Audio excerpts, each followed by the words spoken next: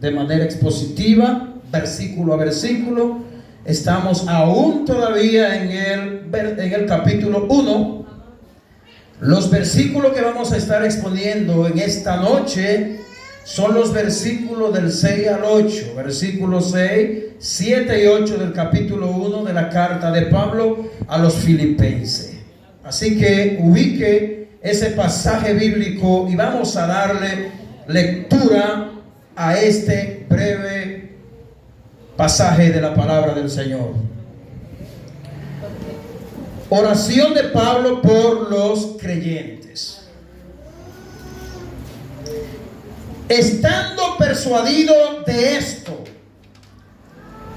que el que comenzó en vosotros la buena obra, la perfeccionará hasta el día del Señor Jesucristo.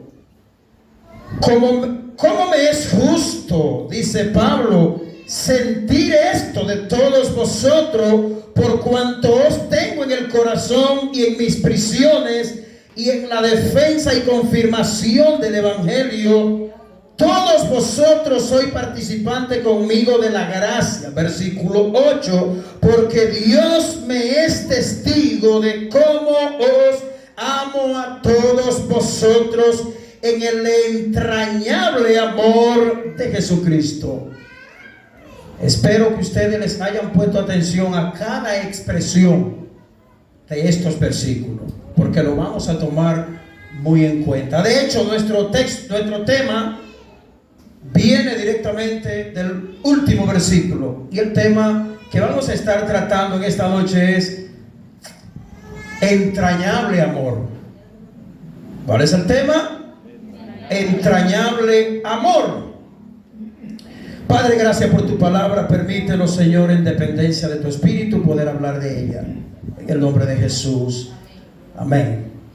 Queridos hermanos, el domingo pasado estuvimos abordando nuestra segunda exposición de la palabra de Dios después de haber presentado la introducción de esta carta, donde hablábamos acerca del importante contenido que tiene esta carta de Filipenses. Hablábamos de la autoría, hablábamos de la fecha y hablábamos de otras cosas importantes de esta carta, como de la ciudad de Filipenses, etcétera, etcétera. Hoy estamos abordando los versículos ya leídos y ya mencionados, los versículos 6, 7 y 8, donde Pablo aquí lo que está haciendo en estos versículos bíblicos es dando una continuación de lo que él ya empezó en el versículo 3, donde el apóstol Pablo dice que él le da gracias a Dios siempre que recordaba a los filipenses, siempre en todas sus oraciones, dice Pablo, rogando con gozo. ¿Recuerdan ustedes que hay una palabra muy clave mencionada en esta carta? Muy concurrentemente es mencionada aproximadamente 16 veces, y es la palabra gozo y regocijo. Esa palabra está abordada, dijimos, en la carta muchas veces, y esto denota una gran importancia, porque lo que el apóstol Pablo está haciendo es relacionando el gozo y el regocijo con las grandes tribulaciones y enfrentamientos que nosotros vamos a enfrentar a lo largo de nuestra vida cristiana. Esta porción de este capítulo 1, que va desde los versículos 3 específicamente hasta el versículo 11, es una porción donde encontramos una importantísima oración que el apóstol Pablo hace por estos creyentes de Filipenses. ¿Qué podemos nosotros aprender en esta oración que Pablo dirige a Dios por estos hermanos en especial? Son muchas las cosas, hermano, que nosotros podemos aprender de esta oración que Pablo hace por estos hermanos. Dijimos el domingo pasado, cuando hablábamos del amor que Pablo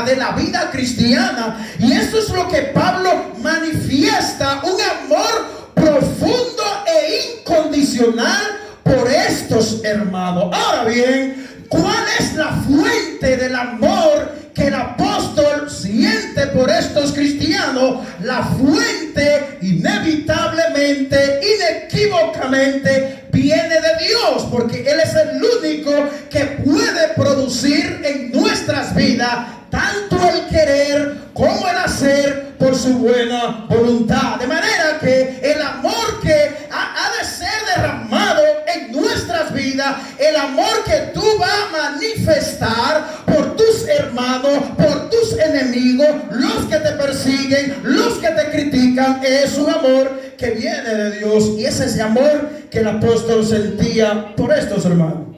Ahora bien, en esta oración que nosotros encontramos, nosotros vemos una gran riqueza, y también esto es algo que lo hemos enfatizado en otras ocasiones, una gran riqueza por las grandes enseñanzas que Pablo nos deja aquí en esta oración. Pablo habla de su corazón sin él querer.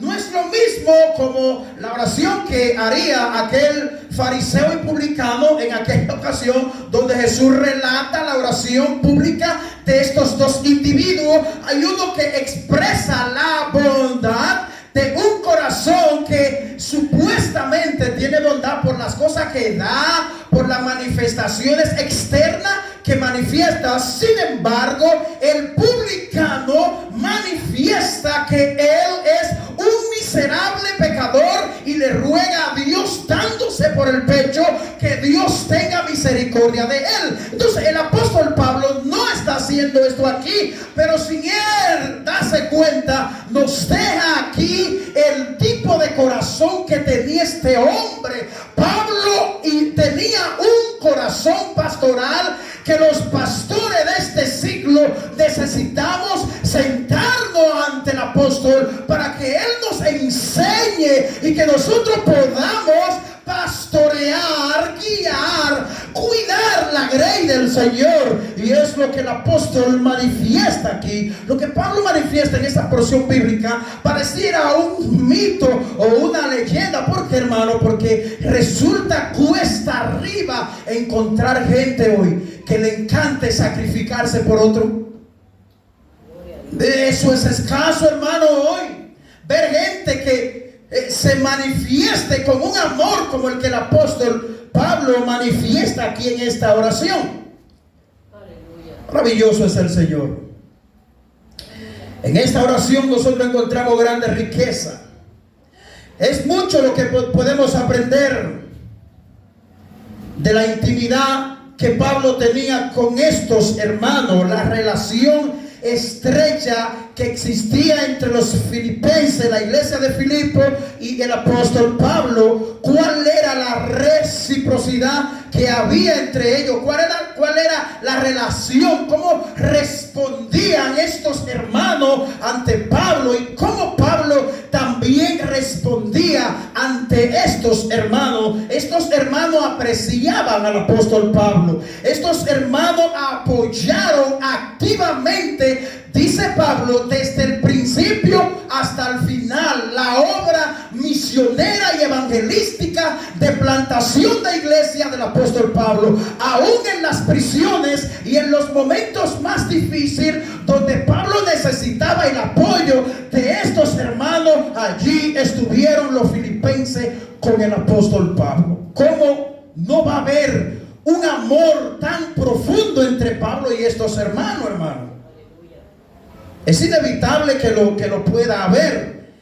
Pero esto pido yo en oración, es decir, yo mismo personalmente, amados hermanos, que tanto yo como cada uno de ustedes seamos fundamentados y seamos afectados de una manera positiva por lo que aprendemos y vemos de el apóstol Pablo y esta iglesia. Están estos pasajes de la Biblia aquí escritos meramente para que nosotros los veamos y hablemos historias bíblicas a los niños de escuela bíblica, o la prediquemos aquí en la iglesia meramente por predicarla. No, el propósito esencial y principal es que cada uno de nosotros nosotros en la exposición de esta carta, en cada pasaje, en cada porción, nosotros seamos afectados de manera positiva con lo que la palabra de Dios nos está enseñando aquí. Que no seamos solamente oidores, como dice el apóstol Santiago, sino más bien que seamos hacedores de la palabra de Dios. Que nosotros en esta noche y en cada ocasión que estemos exponiendo la palabra de Dios, estemos como aquellos que están en un partido de béisbol. Los que tienen los guantes en la mano están alerta y activos, esperando un gol para agarrarlo y hacer efectivamente la jugada que ellos están haciendo en el play. Así debemos estar nosotros, solícitos en cada expresión de la palabra de Dios que llegue a nuestros corazones. Gloria a Dios.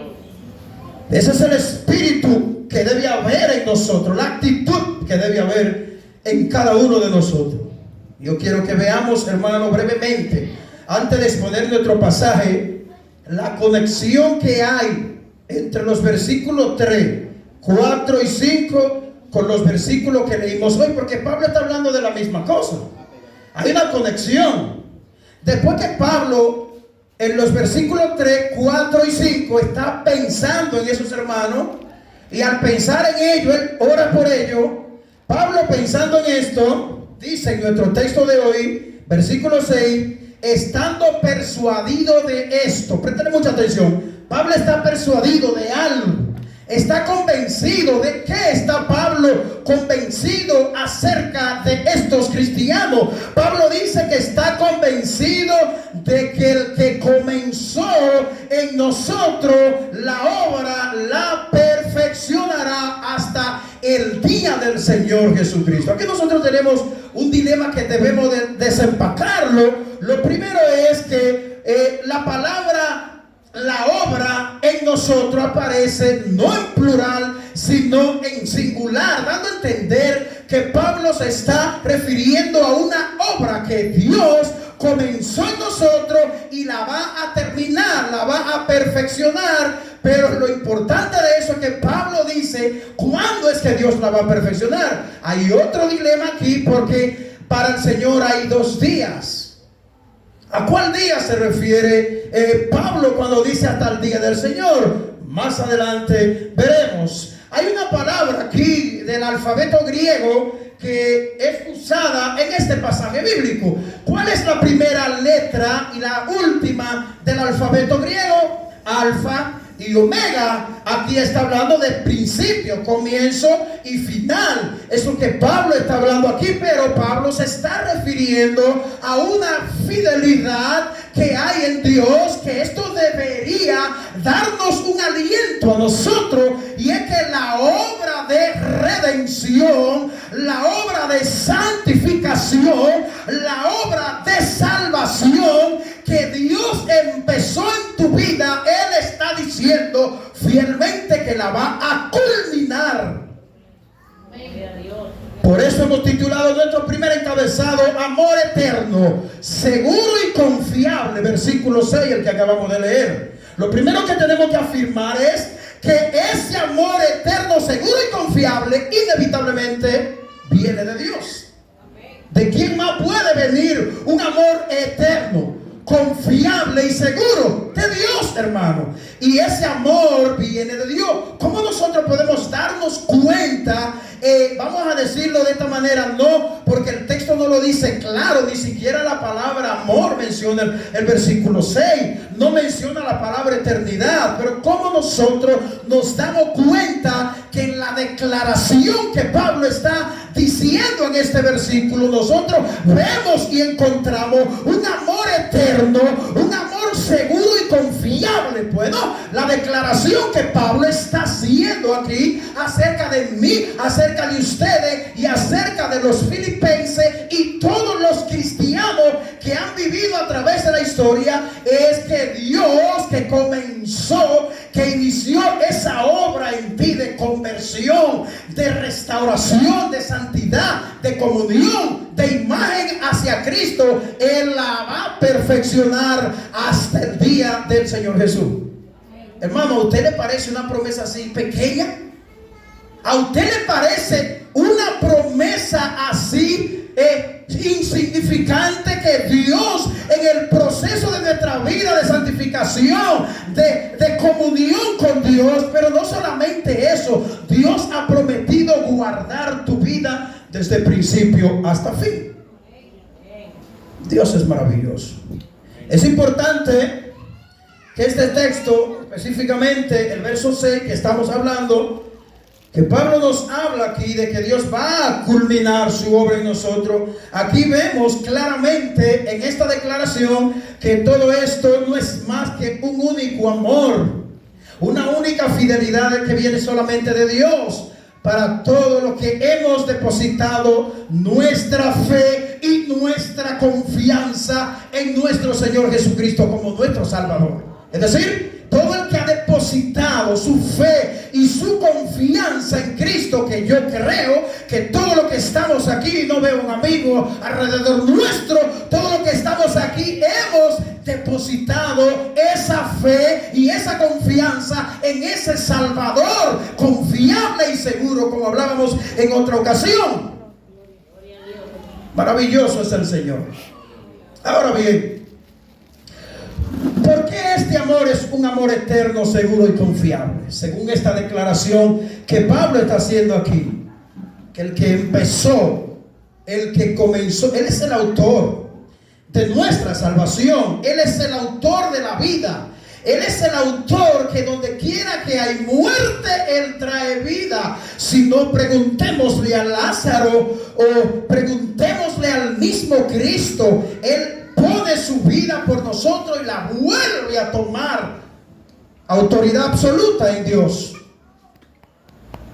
Según esta declaración que nosotros encontramos aquí en este pasaje bíblico, es importante que nos detengamos por un momento a examinar esta importante expresión que encontramos aquí. Y este pasaje bíblico nos hace a nosotros hacer algunas interrogantes para poder dar respuesta a lo que el pasaje bíblico está diciendo. Y una de esas preguntas que el texto bíblico nos hace hacer es la siguiente: ¿cuál es esa obra?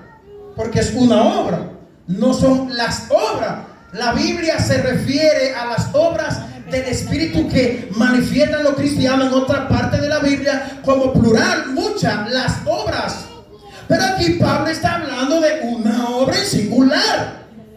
Y esa es la pregunta que este texto nos hace hacer. La segunda pregunta es: ¿cuándo empezó esa obra? La tercera pregunta que este pasaje bíblico nos hace hacer es: ¿cuál es ese día en que el Señor perfeccionará nuestra vida, el día del Señor?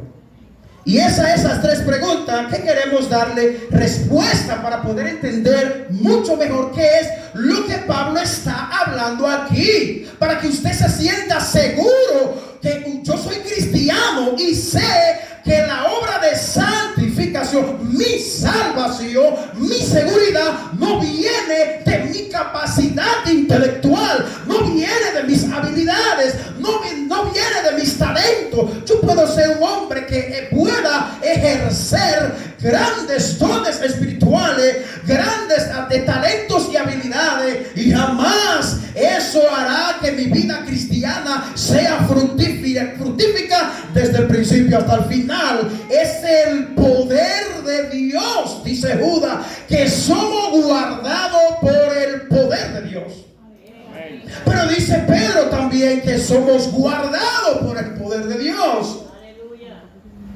Hermano, en el mundo que nos ha tocado vivir a nosotros, un mundo tan desafiante, donde el pecado ejerce una influencia, y el mundo una influencia terrible en los creyentes, en la vida de los cristianos y sus mentes, nosotros necesitamos un poder sobrenatural que no venga de imperio humano para que tú y yo nos mantengamos de pie en este mundo. Este es un mundo desafiante.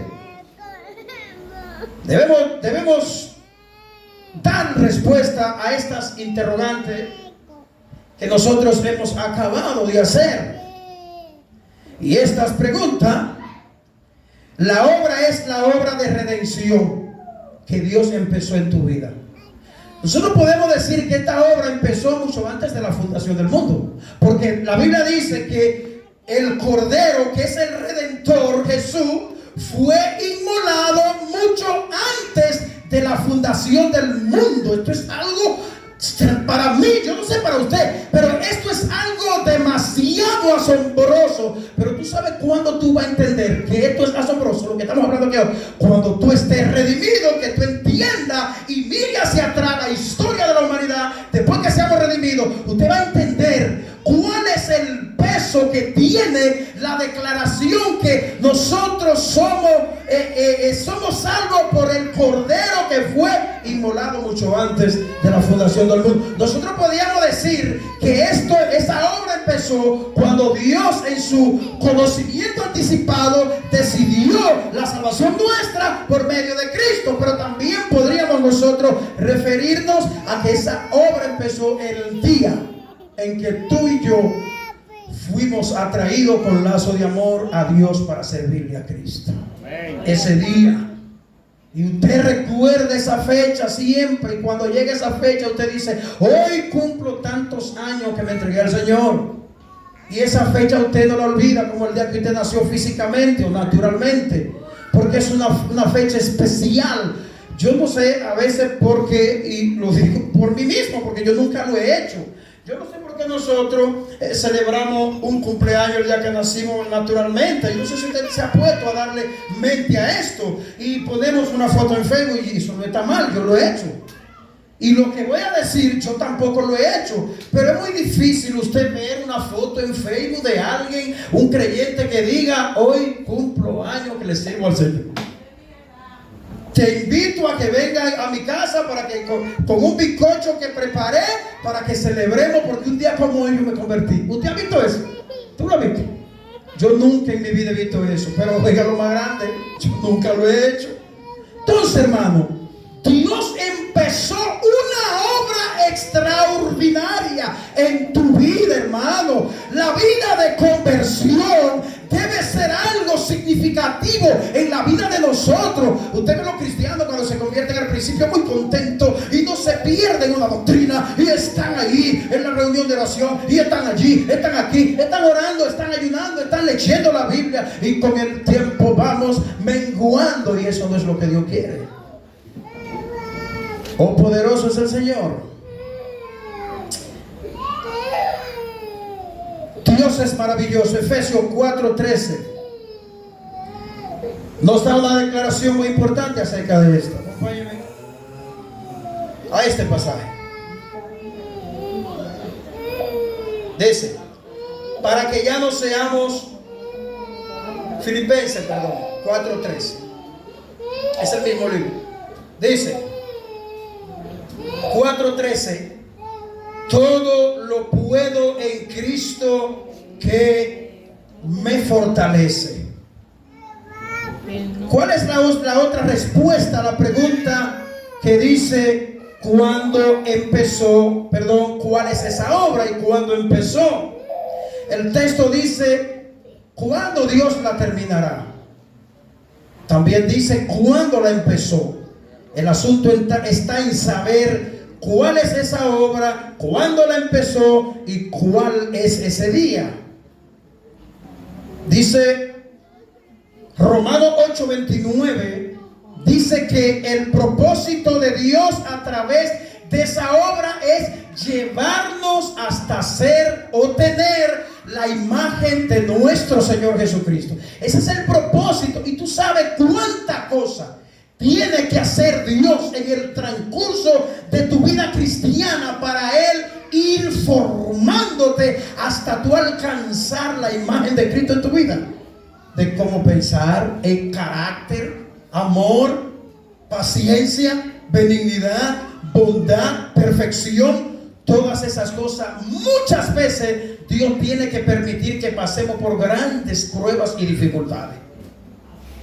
Dios no usa la bondad, la prosperidad y la bonanza para pulir nuestro carácter. Dios usa muchas veces el dolor. Por eso es que el versículo 28 dice: y sabemos que a los que aman a Dios, todas las cosas le ayudan a bien. ¿Y cuáles son esas cosas, pastor? Todas.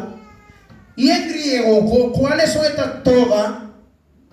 Lo bueno y lo malo. Además, el autor pudiera estar aludiendo a las buenas obras que estos creyentes tenían como un crecimiento espiritual que ellos habían alcanzado. Pero la obra a la que Pablo se refiere aquí es esa obra de redención y salvación que Dios empezó en tu vida. Pero el autor pudiera estar refiriéndose a esto, a las buenas obras del fruto del Espíritu que manifiestan los creyentes en su vida, cuando van creciendo, van madurando y así sucesivamente. Esta obra Dios la empezó antes de la fundación del mundo, dijimos, pero en ellos la empezó en el día que ellos entregaron su vida y corazón a Dios. Nuestro segundo encabezado lo hemos titulado, o punto, tierno y afecto amor de Pablo hacia los filipenses. Versículo 7, dice, versículo 7: ¿Cómo me es justo sentir esto de todos vosotros, por cuanto os tengo en el corazón y en mis prisiones y en la defensa y confirmación del Evangelio? Todos vosotros sois participantes conmigo de la gracia. Hay algo muy importante aquí, hermano, en este pasaje bíblico, para referirnos a que el apóstol tenía un afecto, amor hacia estos hermanos. Pablo lo tenía en un lugar muy especial. ¿Y cuál es ese lugar al cual nos vamos a referir? El corazón. ¿Cuál es el lugar que ocupan tus hermanos cristianos a la hora de tú pensar en ellos? Como dice Pablo, que cada vez que se acordaba de los filipenses daba gracias a Dios, orando siempre por ellos en sus oraciones. ¿Cuál es el lugar que ocupa tu vida?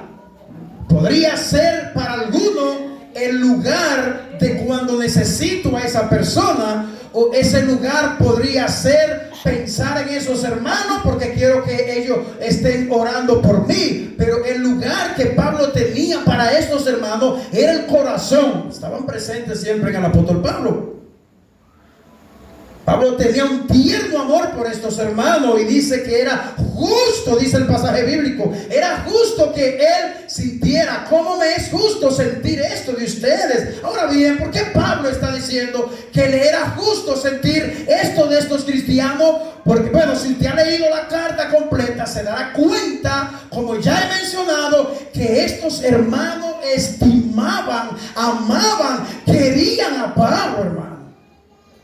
Esto fue algo tan extremado que estos hermanos en necesidad, ellos ofrendaron abundantemente y con amor para el apóstol Pablo. Apoyaron a Pablo activamente, según el capítulo 4 más adelante. Dice que era justo y las razones eran obvias, hermano. Estos hermanos le brindaron un gran apoyo a Pablo, y la magnífica obra del Evangelio de Cristo encontró un apoyo para estos hermanos hacia Pablo. De manera que no nos estamos refiriendo a cuando decimos que Pablo tenía un afecto profundo hacia esos hermanos de Filipenses, que es lo que debemos tener nosotros uno con otro, hermano. No sé si tú te has detenido a pensar en un momento en tu habitación, en tu cama. Yo no sé si como cristiano, tú leyendo un pasaje de la Biblia que te hable acerca del amor, yo no sé si tú te has detenido a pensar en alguna necesidad en particular, pero no me refiero a necesidades físicas, materiales, una necesidad espiritual que necesita un hermano de tu congregación que sea amonestado, que sea discipulado, que tú estés orando por ese hermano. No sé si te has puesto a pensar. Yo sé que Pablo lo hacía, por lo que esta carta nos enseña. Pero yo quisiera que nosotros destaquemos una expresión, que es a la que ya mencioné: por cuanto os tengo en el corazón. Definitivamente Pablo tenía a estos hermanos en el centro de su corazón. Y este debería ser el mejor lugar en el cual tú y yo debemos guardar a nuestros hermanos y engavetarlo, y comprar un candado y botar la llave y dejar a tus hermanos guardados en tu corazón ahí. ¿Y cómo lo guardo? Pensando en ello que estarán atravesando. ¿Qué lucha o qué dificultad estará atravesando mi hermano que le sirve a Dios junto conmigo, que es parte del cuerpo de Cristo, que posiblemente las mismas luchas y vicisitudes que yo atravieso, él o ella puede estar atravesándola? Nosotros necesitamos activamente, urgentemente, gente que esté orando por nosotros, gente que nos esté manifestando amor. La Biblia dice que de la única manera que el mundo sabrá que Dios está en medio nuestro es mediante la manifestación de amor. Eso lo dice el evangelista Juan.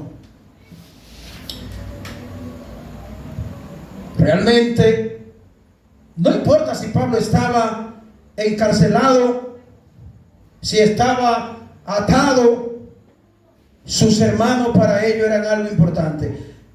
No importaba la condición en la que Pablo estaba atravesando. Cuando nosotros atravesamos por momentos difíciles, oiga bien, hermano, momento amargo, aquí todo lo que estamos aquí hemos pasado por momento amargo, ya sea de salud, problema matrimonial, ya sea de problemas económicos o cualquier problema. Cuando nosotros atravesamos por esos tipos de problemas, tendemos a centrarnos en nosotros. ¿Y sabe qué? Tornamos a ser vulnerables a olvidarnos de las situaciones que pudieran estar atravesando otros hermanos. ¿Saben qué contexto estaba Pablo? Y se encontraba Pablo cuando Pablo manifiesta todo lo que manifiesta a lo largo de esta carta, bajo cárcel.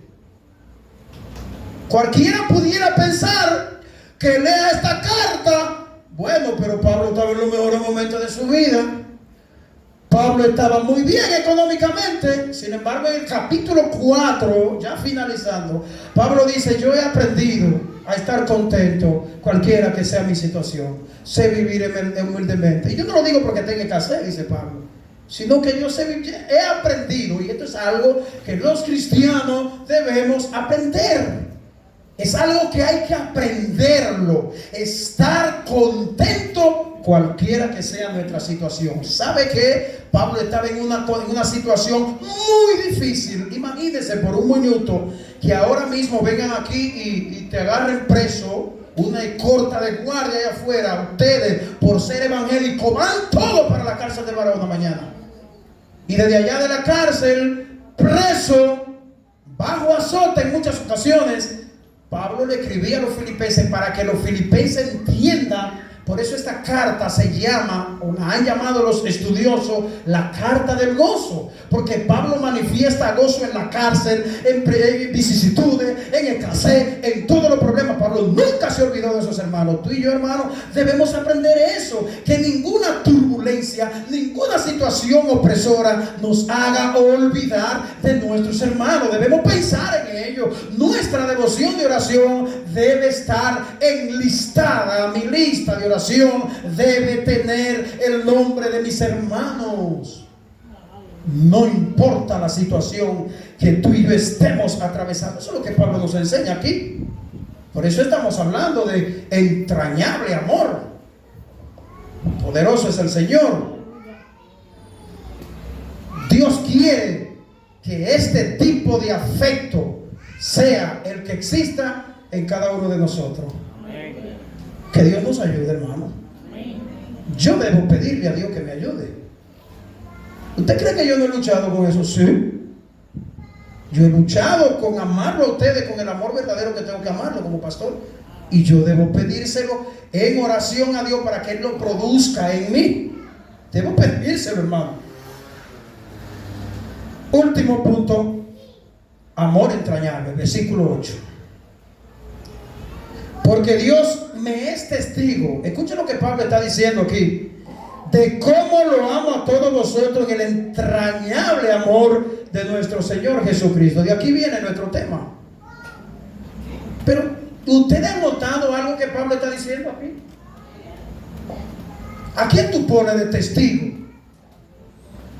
Para tú mostrarle a alguien que verdaderamente es verdad lo que tú estás diciendo. ¿A quién tú pones de testigo? ¿Al más serio del pueblo?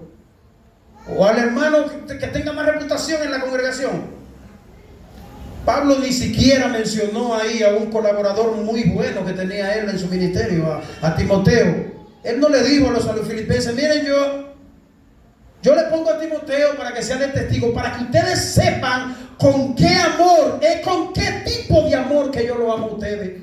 Y más adelante Pablo expresa algo acerca de estos hermanos. Usted no sabe la bofetada que yo he tenido que recibir estudiando esta carta, porque me doy cuenta que ante los pies de este apóstol me quedo corto, hermano, me quedo corto, y las palabras del apóstol aquí ministran mi vida, y lo único que yo pienso y digo es: Señor, ayúdame, porque nunca en mi vida he manifestado el amor que debe manifestar alguien que guía y cuida y pastorea ovejas que fueron compradas a precio de sangre. Así que yo no me puedo presentar aquí hoy como un ángel que tiene dos alas detrás de la espalda. No, mis hermanos. Aquí vemos que Pablo pone a Dios como testigo de su amor a los filipenses. ¡Oepa! Esto pudiera denotar que ellos pudieran dudar del amor de Pablo, pero creo que eso no es lo que Pablo quiere decir. Para mí, en mi opinión personal, y esto yo lo digo por la relación que había en ellos, lo que yo creo es que Pablo quiere manifestar aquí que tanto Pablo como ellos no conocían la magnitud del amor que Dios había colocado en el corazón del apóstol Pablo. Esto es lo que yo puedo pensar aquí. Pongo a Dios de testigo de cuánto yo a ustedes los amo. Y Pablo quiere que estos hermanos entiendan que este amor es un amor grande, un amor que está dispuesto a darlo todo por ellos. Es por eso que Pablo dice: mira, sean imitadores de mí como yo de Cristo. Pablo fue un gran imitador de lo que pudiera ser la vida de un hombre y una mujer de Dios que pisa esta tierra imperfecta. Lo que sí nosotros sabemos aquí es que tanto Pablo como estos hermanos, la iglesia de hoy recibe una gran lección de amor verdadero y entrañable, y un gran ejemplo a seguir, amados hermanos. Yo pregunto, y te la respondes tú en tu propia conciencia: ¿cómo tú estás siendo afectado cada vez que tú te encuentras con pasajes bíblicos como esto? ¿Se aumenta en ti más la ñoñería de que tú quieras que te amen a ti? ¿O es todo lo contrario? Tú dices: no, yo no estoy amando a la gente como yo debo de amarlo, yo tengo que amar a la gente. ¿Cómo te está ministrando este texto bíblico a ti? ¿Cómo te ministra? ¿Cómo te confronta? A mí me ha confrontado. A mí me ha confrontado muy profundamente. En conclusión, sabemos que es un reto hoy para la iglesia de nuestro tiempo reflejar lo que la iglesia reflejó y lo que el apóstol Pablo refleja también aquí. Pero Filipenses 4:13 dice que todo lo puedo en Cristo que me fortalece. Sí, tú eres débil, yo lo sé, yo también. Sí, tú eres vulnerable, yo también lo soy. Sí, yo sé que no es fácil amar a aquel que tú sabes que te criticó. Sí, yo sé que no es fácil amar a aquel que tú sabes que ha expresado palabras desagradables o ha dicho aquello o lo otro de ti, y que tú lo sabes y ha llegado a tu oído. Es difícil amarlo, pero todo lo puedo en Cristo que me fortalece. Pero el Señor ha tenido que perdonarme a mí y derramó su sangre por mí en la cruz del Calvario. Yo tengo una medicina. Cuando yo me siento tentado a sentirme un poco incómodo con alguien, la medicina que yo le aplico a mi corazón es: yo me pienso en Cristo. De una vez, hermano, yo no te lo pongo en práctica esto. Cuando pienso que yo estoy pasando por un momento muy difícil de prueba, de lo que sea, o que alguien me ha sacado de quicio, yo pienso en Cristo, en la cruz. Amén. Varón perfecto, dice la Biblia. Y dice, Isaías lo pinta como varón de dolores, que fue experimentado en quebranto. Jesucristo el justo. Bueno, pero si con el árbol verde hicieron esto, ¿qué no van a hacer con el seco? Y si Jesús tuvo que sufrir, ¿quién eres tú? Eso es lo que yo me pregunto. ¿Quién eres tú, Aridio, para tú quillarte o tú incomodarte cuando tú escuchas que te critican? Cuando tú escuchas que hablan de ti, ¿quién eres tú? Yo me lo pregunto yo mismo y me hablo yo mismo y digo, ¿quién eres tú? Si del santo hablaron y lo vociferaron y lo maltrataron. ¿Usted está entendiendo? Solamente poniendo en práctica lo que escuchamos predicar y lo que leemos en la palabra de Dios, podemos, hermanos, nosotros crecer espiritualmente y poder alcanzar esta madurez que Pablo y esta iglesia tenía. Póngalo en práctica. Es que es difícil, pastor. Ore, hermano, ore. Yo te animo hoy a que deje que la palabra de Dios no solamente sea en tu vida una palabra oída. Te oí hoy. Muy bien, mensaje, pastor, felicidades. A mí no me llena de satisfacción que usted, al yo terminar, usted me diga, excelente. No. Yo quiero ver en cada feligrés de esta iglesia ser afectado por la palabra de Dios. Es mi gozo, es mi anhelo, es mi deseo verlos a ustedes crecer en la palabra de Dios. Ese es mi deseo, mi anhelo, que usted como cristiano avance, crezca, dé fruto de la palabra de Dios en su vida. No se convierta solamente en un oidor, sino más bien en un hacedor de la palabra de Dios. Padre, gracias te damos. Bendícenos a través de tu palabra. Que el Espíritu de Dios